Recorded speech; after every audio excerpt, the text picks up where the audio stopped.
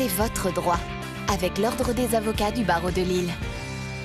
C'est votre droit sur Grand Lille TV en partenariat avec l'Ordre des avocats du barreau de Lille. Aujourd'hui, nous allons évoquer l'indemnisation des victimes d'accidents de la circulation avec Maître Charles Merlenne. Bonjour. Bonjour. Première question d'abord, existe-t-il des règles spéciales applicables aux victimes d'accidents de la route? Il existe en effet une loi particulière, spécifique, pour indemniser les victimes d'accidents de la circulation. C'est la loi du 5 juillet 1985, la loi dite Badinter. Cette loi a été adoptée pour répondre au nombre important de victimes d'accidents de la circulation. 30 ans plus tard, elle s'applique toujours.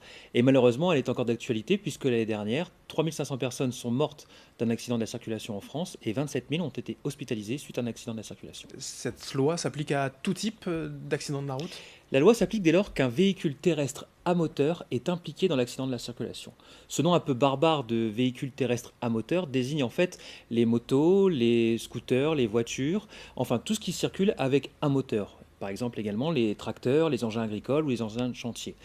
Si la victime a été percutée par un vélo ou par une personne qui roule avec des rollers ou une trottinette, la loi de 1985 ne s'applique pas. La victime sera indemnisée, mais elle ne bénéficie pas des mécanismes protecteurs de cette loi. En quoi consistent ces mécanismes à proprement dit? Ces mécanismes reposent en fait sur l'existence des assurances obligatoires en matière automobile.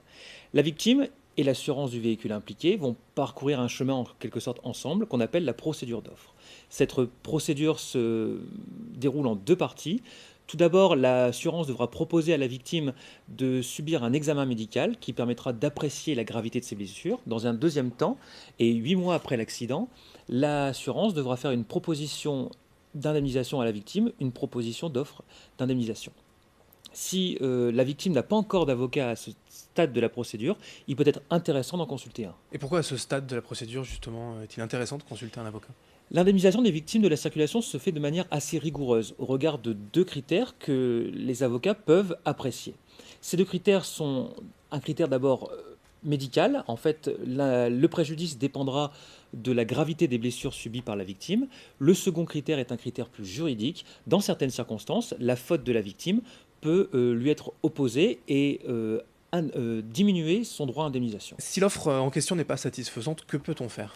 On peut tout simplement tenter de négocier avec l'assurance. On peut leur faire une contre-proposition, leur expliquer pourquoi leur offre n'est pas satisfaisante.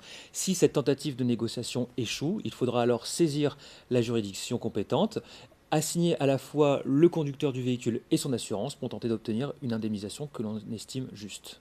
Bon, on a compris que l'assurance donc, a un rôle central forcément dans l'indemnisation des victimes, mais comment fait-on lorsque le conducteur n'a pas été identifié, qu'il est donc impossible de connaître finalement un responsable?